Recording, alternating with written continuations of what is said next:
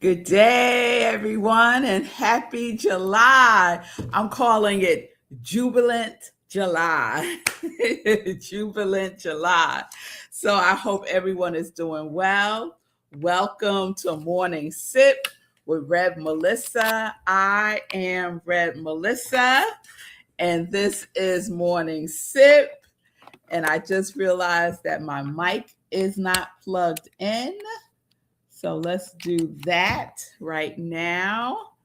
There we go. Good day, good day, good day, good day. So SIP stands for Spirit and Practice, where we practice because practice makes progress. Yes, it does. So we are progressing right along through 2026. And before we get into today's topic, I want to just check in because today is July 1st. And yesterday I reminded us that at the end of the month and at the beginning of a new month, we do our completions and creations. So it is an opportunity to be intentional in your reflection about the things that you have made progress on in June.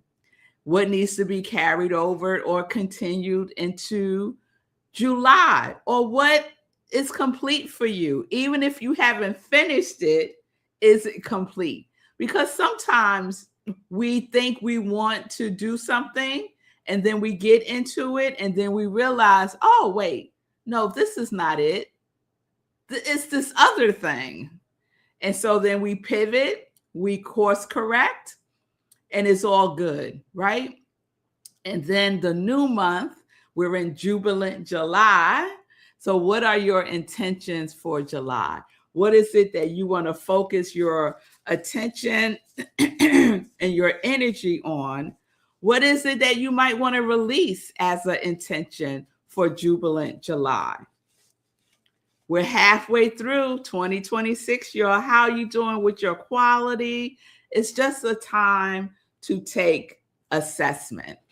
So you could do that this weekend when you have more time based on your schedule. An invitation for completion and creation. All right, all right. So I see Sekou said, what did I make happen for me? What did I make happen for me? That is a question that you can ask yourself, Sekou. What happened? What did you intentionally focus on this month? Because, I was pausing with the word make. What did I make happen for me? And sometimes when I language is important and it resonates differently for everyone. So for me, making something happen doesn't resonate with me in the way that it's probably resonating with you, Sekou. So for me, it's more so like, what did I focus on? What was I intentional about? What aligned with my purpose? So what aligned with my purpose this month that I focused on? What aligned with my heart's desire that I want to focus on, have experience in July? So questions like that land more gently for me. And everyone is different, right? Everyone is different. So you find the language that works for you in your inner dialogue with yourself. And right now in this moment, I'm having a deja vu. I'm having a deja vu moment. I feel like I've had this exact experience before. Bizarre when that happens for me. So good day, Linda, from the fire plague mountains of Colorado. Let's send some love and light to our peoples in Colorado who are dealing with the fires that are happening out there. And I know Shay Love is also being impacted by the air quality and the fires in Colorado. So love and light, and may those fires be quickly extinguished with no loss of life. And we're just knowing the highest and the best for everyone involved in that situation. So love and light to Colorado.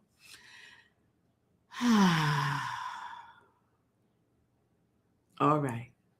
So let's get into our continuing series called Debut.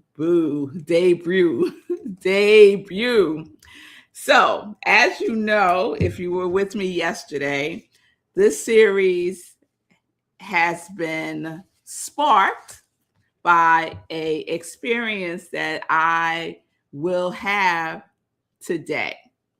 But before we get there, I just want to remind you the definition of debut: to appear for the first time, the first appearance of something or on something, right? So I'm inviting us to consider every new day as a debut, because debut is something that's appearing for the first time. And today, July 1st, is the first appearance of this day. So we can experience a debut every day of our lives if we choose to look at it that way.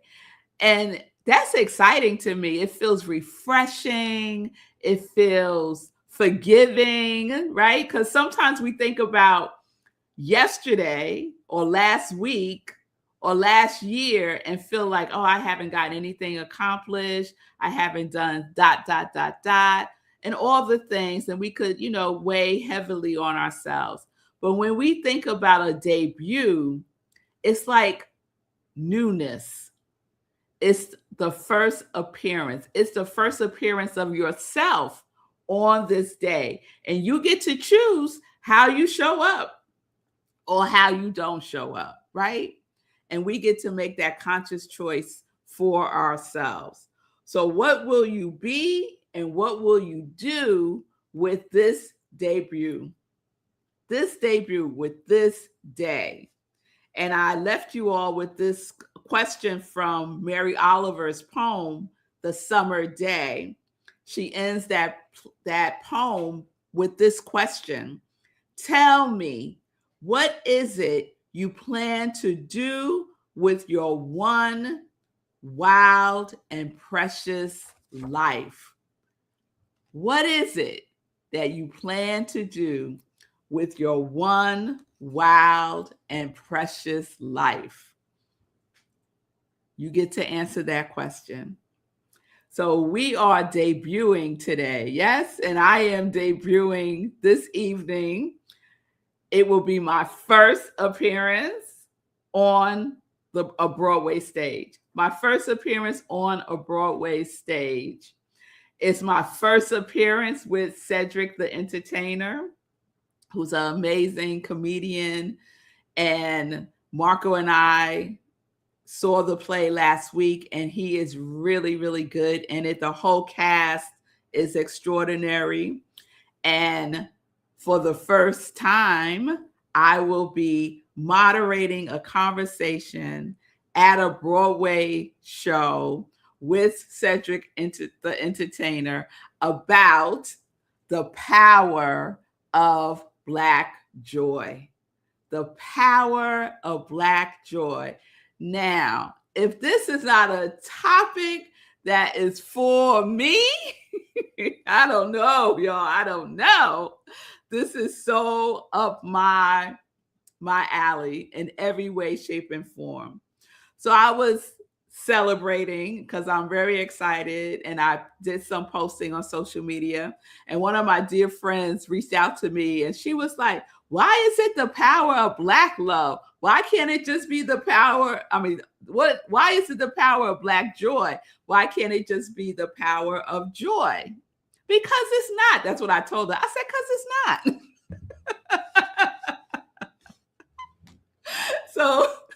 So yes, this is one of my non-Black friends who I love and adore, and we can play around and be like for real with each other. And I was like, girl, because it's not, because it is the power of Black joy.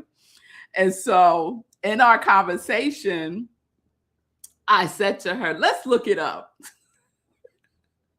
Let's look up this term, power of Black joy. And this is what it said. Black joy is the defiant practice of experiencing and celebrating happiness, pleasure, and self-love within the Black community. More than just an emotion, it is an essential act of resilience, a form of resistance against systemic racism, generational trauma, and narratives that define Black lives only by their struggle. And in this conversation with my friend, this memory comes forward for me. And it's a memory of being in elementary school. And I went to school in the public school system in New York City. And I can remember as a child in the first, second, third, fourth grades, every conversation about Black people started with the story of slavery and ended with the story of Abraham Lincoln freeing the slaves. So it was as if Black people didn't exist on this planet until they were slaves or enslaved people, and they can credit their freedom to a white man, Abraham Lincoln. So I'm just giving you a sense of the conversation. And so that memory comes forward. And in that context for me, growing up in those types of spaces, let me tell y'all, I didn't have a Black teacher until I was in middle school. Middle school. So we're talking like the 7th grade, Miss Tanner. She was my English teacher. She was hard on us.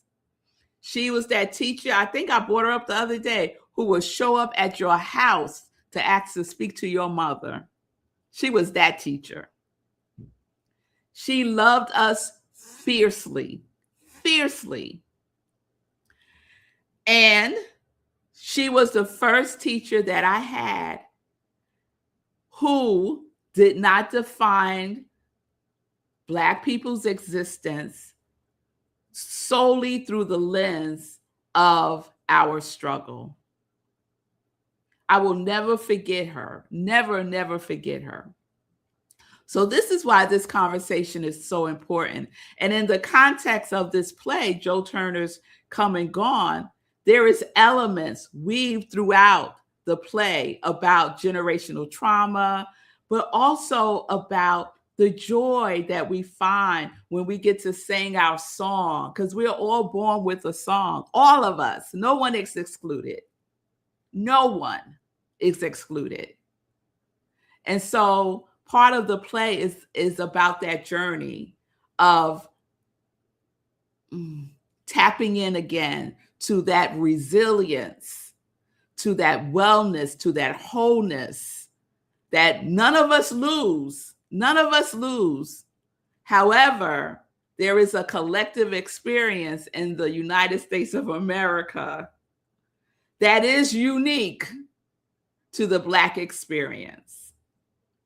And that's in essence what I share with my girlfriend, right? And so it's an opportunity to just be in this place of collective joy. And I know that most of the audience for this particular play, like many August Wilson's plays, because he captures that essence so beautifully, will be a Black audience, because that's what it was last week. I would say 99.99% of the people in the audience were Black folks. And there's a certain resonance in that collective experience. So I am excited to have this conversation. And it's not a conversation of exclusion at all. It's a conversation of sharing our experiences. Yes, we get to share our experiences. And so having that conversation with my girlfriend led me down, you'll know where I go, down the rabbit hole into the concept of Black joy. And I want to share a couple of other key ideas from Google. So one, Black joy is about intentional resistance, choosing, making a choice to thrive, to rest, and to celebrate culture as an active refusal to let oppressive systems dictate the emotional reality of Black individuals. Two, it's a reclamation of humanity. It recenters Black narratives around community, love, healing, and creativity. It allows for the full expression. It allows for the expression of the full, unfiltered human experience. And then three, cultural connection. It is found in everyday moments, such as storytelling among family, celebrating hair and skin, enjoying art, or participating in traditions that honor the diaspora. I love all of those components: intentional resistance, reclamation of humanity, and cultural connection. Do we all experience that in some way, shape, or form? Of course we do. But we're talking about the power of Black love. That's what we're going tonight. So please send me your love, your encouragement, all the good stuff. My daughter Zola asked me, "Mommy, are you nerve-sighted?" Because that was her word when she was a little girl. She would put words together. And so she put together nervous and excited. And she would say that she was nerve-sighted whenever she had to perform or try something new. She was like, I'm so nerve-sighted. I'm so nerve-sighted. So she said, "Are you nerve-sighted?" And I was like, just a little bit more excited than nervous. And that's kind of normal for me. Anytime I do public speaking, there's a little nerves there. It's like a little undercurrent, but it quickly dissipates, and I am like fully in the moment, present, and in the excitement of it all. So I'm receiving that energy. Sekou, thank you. Thank you, thank you, thank you. I wish I could take you all with me. So Aria talked her father into giving her his ticket tonight, because Marco was going to go with me again tonight. And she wore him out, y'all. She wore him out. So he's giving his ticket to her. So I am thrilled that one of my girls will be able to see me on Broadway doing my thing, and just being a presence of joy in the world, which is my purpose, which is my highest desire. And this anchors in what I have been intentional about, what I have been focused on as my life's purpose, when it became very clear to me what that is, right? Because it's been a journey, and it still is. And in 2013, I stood before my family, my friends, my mentors, spirituals, mentors, colleagues, when I became a licensed practitioner in religious science, and we all got the opportunity to express what our intention is. And I said that my intention is to spread joy like a virus in the world. to spread joy. That is my intention. So it's my intention in the context of Black joy, all joy, right? And the power of joy itself. It is in that context of inclusion and of honoring our unique experiences as a Black woman in America. So that is the intention and that is the purpose. And I'm excited to be a part of it. So thank you all for being with me on this journey, for supporting my ministry of joy, for just your love and your light and your encouragement. I truly, truly appreciate it. So tomorrow I'll let y'all know how everything goes. I'll let you know how everything goes. I'm hopeful that I'll be able to get the recording of the talk back after the show so I can share it with you all. And with that being said, let me check in with you all. Yes, Fee. So yes, we are sending Linda and all the folks in Colorado. So Fee is sharing, this is terrible to read, Linda. My prayers are going out to their families. My goodness, be cautious. I don't watch the news, so I am just hearing of this, sending out love and light and energy. Yes, Fee. I wasn't aware either until I spoke to Shay, and Shay had also posted some information about the fires on social media. And while we're at it, let's send some love and light out to Ghana. Now, folks may not know this either because I too don't watch the news. And I became aware of this through my cousin, Denise, who is flying to Ghana today to lead an educational experience. And Ghana has been flooded. So there has been torrential, nonstop raining happening in Ghana, and there have been lives lost.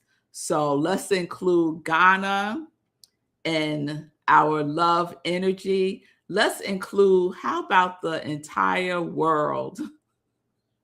Because we need it, don't we? Yes, the world needs it. So let's just take a moment and just send love, light, protection to Ghana, to all the spaces on this planet.